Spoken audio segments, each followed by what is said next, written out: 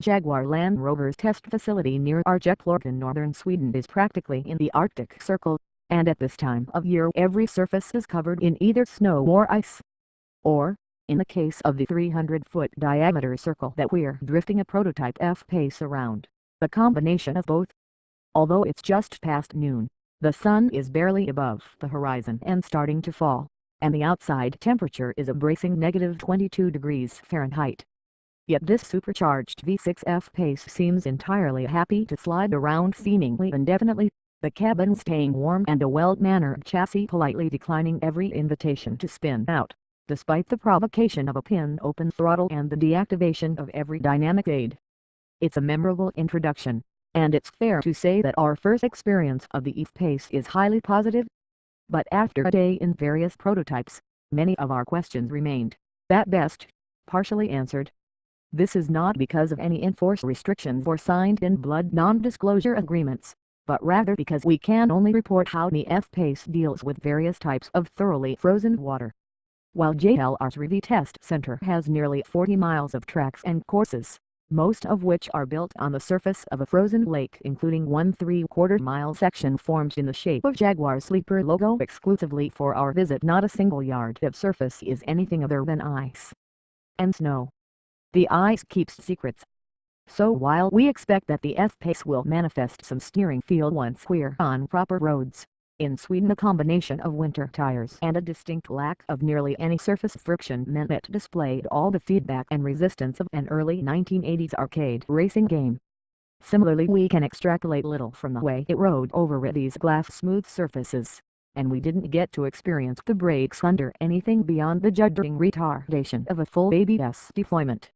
What we can confirm is that the F-Pace feels exciting in a way that none of its rivals do, excepting just one. Yes, Porsche should be very flattered, and the Jaguar development team admits as much. The Macan was launched after engineering of the F-Pace was already well advanced, delivering the sharp realization that it was good enough to effectively reset the segment's benchmarks. The Jaguar originally was being developed with the target of beating the BMW X3. But the Macan caused the program to be paused for several months for things such as retuning the suspension springs and anti-roll bars to be stiffer. According to the development team, that's also when the F-Pace went from being an SUV to what we're told to think of as a sports crossover. Not that such a delay means much in the overall scheme of things. The F-Pace could charitably be described as being at least a decade behind the rest of the luxury segment. Jaguar's partnership with an existing and highly successful SUV specialist gives some excuse for such tardiness, but it's probably not much consolation to those who have been trying to sell the brand's existing model lineup to those convinced they really want one of those spiffy luxury off-roaders. To get away with being this late to a party, you have to either sneak in very quietly or make a grand entrance. The usual powertrain suspects. Describing the F-Pace as an SUV version of the recently redesigned XF sedan would be unkind but not entirely unfair. The two cars sit on the same mostly aluminum platform and share large amounts of underlying structure.